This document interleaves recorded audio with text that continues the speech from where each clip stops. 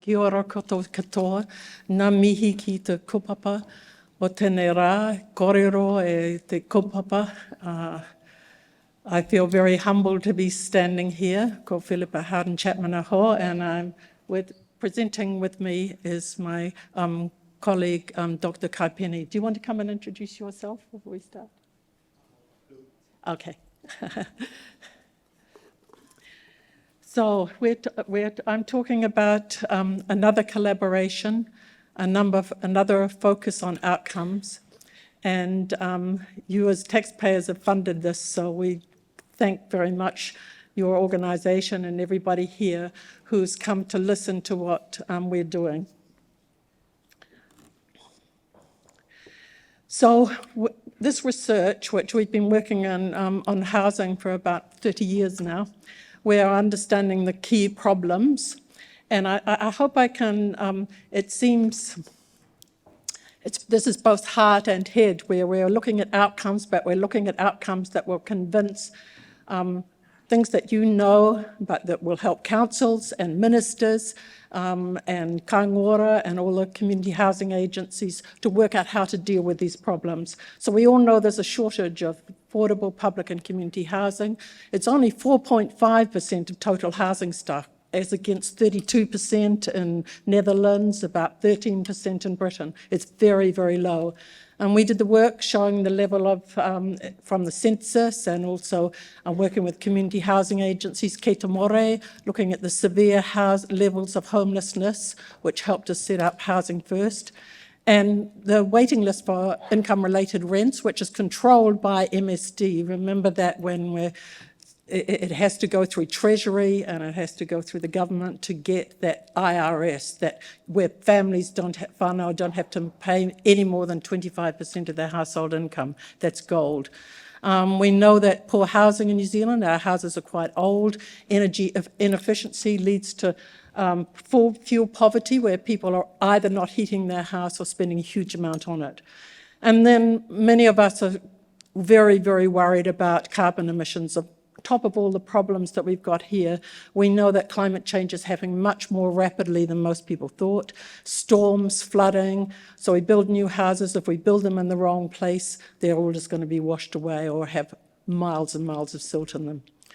Look, I worked with the WHO and the International Science Council. These are areas of concern everywhere, urban health and well-being. This is the climate change in the Anthropocene, the time in which we burnt coal and therefore changed the climate. And we have just a book coming out on what the effect is of COVID-19 on all this. And we know that the people who are most vulnerable for getting COVID-19 are those who are in crowded houses, who don't have amenities, parks nearby where they can go and air and exercise. And one of the things that we tend to forget here, and we work in a systems way, is that this is a way, building our houses is a way that we can reduce carbon. If we use things like cross-laminated timber rather than concrete and steel, we're going to lower by 20% carbon emissions for the whole life of the building. And if you think about carbon and transport, that's over half of all the carbon emissions. So if we build houses, we've just seen some lovely pictures here, in the right place where people can walk and cycle, then that means they're less likely to get into their cars and public transport. Okay, so this is our research program to improve the well-being of people in public housing tenants and their communities, and to provide more evidence about what makes them healthy and environmentally sustainable. And I'm going to pass on to Guy soon, because we have a number of strands, and Guy leads a group of 5 community Māori providers, Jacinta Ruru and the law professor, to try and work out what are really key, Amber Logan Riley, what are the key parts for improving Māori wellbeing. And we also have another program I'm not going to talk about Pacifica, so talofa maloelele to the Pacific people in the audience. So this was funded quite generously. This is over 5 years. The money goes to collecting all this information. And we wanted to collaborate with 7 different housing providers to see what is it about how they work that is going to really help, not just with the housing, but as many people have pointed out, the communities and neighbourhoods around them. So our questions are, what are the pathways by which the Crown agencies, local government, Māori-led organisation, community housing providers, what's the thing that in their support really makes a difference to those whānau? And so we aim to provide evidence to help improve public housing strategic policies and support more stable and equitable allocation of funding. Now, this is really important to me. I'm quite a political person, so I'm trying to kind of slow it down a bit here. But the wellbeing budget provides a unique opportunity for all outcomes from public and community housing. I have a nightmare that the public housing that's been built up over the last 8 years or so, 7 or 8 years, is all going to be sold off again, and we're going to be back. We're in like Groundhog Day. We'll have to go back again and do it all again. All the builders are in Australia, then we'd have to bring them all back again. But if our research is conclusive, if we can say with some pretty good certainty that doing things, picking out the ways that work really well for these 7 agencies, I hope that we will be able to maintain and increase the proportion of public income-related rental subsidies. Don't underestimate how much evidence which has not just dollar signs against, but shows about well-being and environment and carbon makes a big difference, as we've shown in our group with insulation and heating and falls. And we hope that sustaining tenancies in these kind of houses will stop this vicious circle to homelessness. And we can also measure the multiplier effect. What difference to houses, to families and households come from the multiplier effect? Every house that builds, it involves civil engineers, architects, builders, a whole lot of new apprentices starting up, and it can be counter-cyclical. If we're starting to worry if we're going to go into a bit of recession, we build more houses, we don't stop them, we help to keep the economy going. And these are the 7 public and community housing providers we're working with: the Tamaki Regeneration Program, Eastern Porirua Regeneration Project, and hopefully the community housing from there. Wellington City Council, which of course is now gone into a trust, the Otatahi Community Housing Trust, the Wainui Mata Marae Trust, the Salvation Army, and the Dwell Housing Trust. And if you go through those, you can see that they're in sort of pairs. Salvation Army has a religious basis, a very honourable one. The Dwell Housing is a group of families who got together to put money into it. So we're hoping that we've got the range of housing here. And this is very dear to my heart, He Te Pumanahau, the growing shoots. And this guy is been pivotal in getting this going. Despite all the glitches, we hope that we're going to be able to have solar panels on these houses, and Papakāinga Housing will be able to build on this land, or the reserve land around the marae, that the Te Ture Whenua Act is. We've gone to the Māori Land Court and they agreed that we can do it there. They can do it there. Okay, so these are the wellbeing strands. We've got a strong impact on Māori wellbeing, overall wellbeing. There's a lot of different people there, the Māori scholars. Wellbeing is the economists, governance and finance. How do people actually decide what they're going to do, what evidence they look at? So we have social scientists and people in management. Quality, we look at the quality of housing, architect and planners. How do they use energy? We've got engineers and social scientists in our group. Internal temperatures that you'll be hearing from later today, Neville Pearce. Biostatisticians, community placement, geographers. It's very important, the neighbourhood, and working out that we're not going to be in somewhere that's going to get drowned next time the flood comes. Wellbeing measures, the commonality, and the carbon reductions, counting the number of carbon credits. Okay, because New Zealand although we've had temperate climate, we can only exist as we are in a very narrow temperature range. So we've got restricted amount of land that isn't going to get flooded. And this is a good example of where there's housing that's been refurbished in Wellington, and it actually, bus takes you right to the railway. Now I'm going to pass over to my esteemed colleague who gave a wonderful presentation yesterday of an hour to about this many people, and he's going to talk through this for a few minutes, 5 minutes, on the key concepts from Whakanaungatanga, Māori Wellbeing strand, to show that we really as a group from many different backgrounds and ethnicities are really engaged with this issue.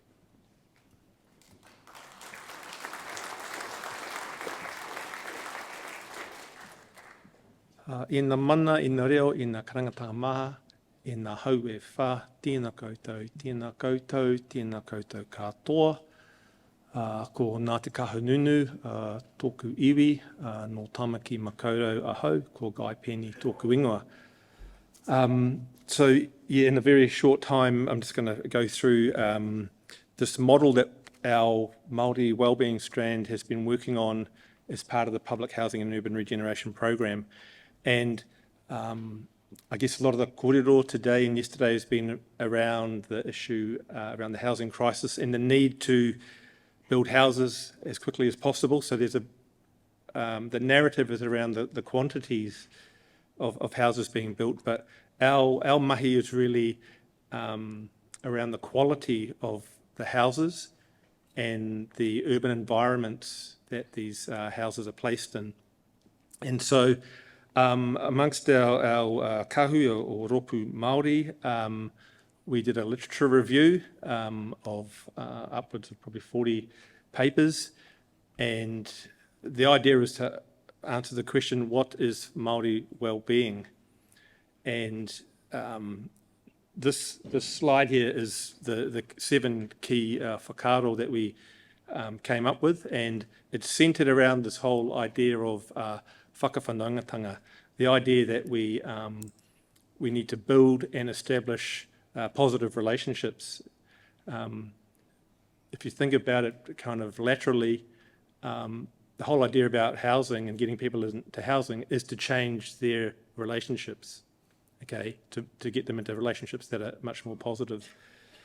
So these 7 concepts, you'll be familiar with them, and really the first one there, that relationships are a primary determinant of Māori well-being, that comes from the idea that as Māori we see ourselves as sitting in an ecosystem of relationships, and those relationships provide us with opportunities and responsibilities and rights and also obligations as well. And so when we're funding housing, we're designing housing, building housing and managing it, we really want to think about the relationships we're affecting and all aspects of relationships, the physical aspects, the emotional, the spiritual, and also from a Māori perspective, we have relationships not just with people, we have relationships with te taiao, with our environment, and they're very place-based. The second point there is wairuatanga, and that is from our literature review, it's saying almost all the Māori wellbeing models or frameworks that we looked at, wairuatanga came out as the key foundation for Māori wellbeing. So it's a bit abstract, but how do we include the opportunity for wairuatanga in housing developments and in the housing development process? The next point there, focus on whānau and kāinga. That's one you'll all be aware of, and the idea around housing these days for Māori is that the focus should be on whānau aspirations, whānau priorities, and whānau participation in te ao Māori. So this is obviously happening. Our focus is on whānau, and also our focus should be on kāinga, not just on the house itself, not just the whare itself, but the whare sits within a set of relationships itself within a kāinga. And the idea is that as Māori, we afford our kāinga and our whare with mauri. We see it as a sort of a living entity, and that notion, if we see houses like that and we respect them that way, that supports our well-being. We also draw attention to this, to the critical role of tikanga, and as I've said, the tikanga defines, guides, reinforces relationships for well-being.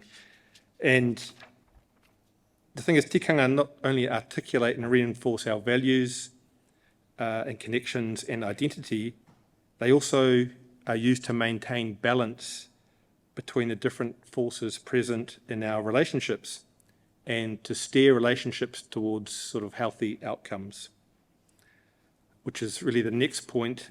The notion of balance and harmony is also a very key feature in Te Ao Māori. And it's also evident in many frameworks and models of Māori well-being. So many articles that we reviewed mentioned balance and imbalance in relationships as a key influence on well-being and being unhealthy. The sixth point there is around identity, and for Māori and for most people, identity is a fundamental component of well-being, and particularly mental health. We know that people who feel secure in their identity, especially their cultural identity, are more likely to report a complete sense of well-being. So are we building houses and are we building urban environments that support and reinforce Māori identity to place? And we've linked that with this idea of cultural landscapes, which many of you will be familiar with. And as Māori, we see landscapes as, in the natural environment, if you like, as being inseparable from our atua and our tūpuna and events of the past and our cultural practices. And it's where the past, the present and the future coalesce. So we're suggesting to our research colleagues and people working in public housing especially to bring this idea of cultural landscape to the fore and make it present in our housing developments. The final point there is around this notion of te ukaipo, which is really it's a place where you get nourishment, spiritual nourishment, where you can nourish your body and your soul and your mind, and it's where for Māori we feel at home and we can be ourselves. So as a part of urban development in which public housing are in, we're suggesting that can we develop these sorts of places that might take different forms and be different to traditional ukaipo, but it's a place that people can go to be nourished spiritually, mentally, physically, and that they can retreat from the world a little bit and feel supported. So those are the 7 concepts that we've identified, and we've packaged them up in our model, and that's written up in a paper which is currently under review, but hopefully that will be available to everybody in the next month or 2. Ngā mihi kia koutou katoa.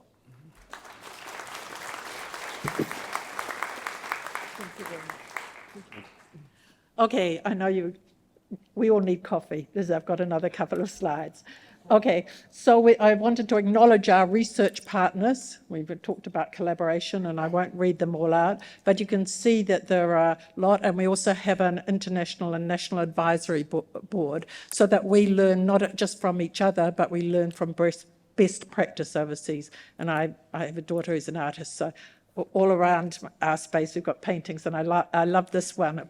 How wonderful housing could be, and there's actually some lovers in the grass down there, which I particularly like, dancing and making love. This is our team, or some of them, and Okay, briefly about methods. So we have interviews about governance, and some of you will be asked as board members or managers about your goals and strategies and how you get your finance. The main thing is surveys of tenants. We did one last year, and we're going to do another one next year about life satisfaction, housing quality. It's linked to the integrated data infrastructure, so we know when tenants go to hospital or have the children shifting school and so forth.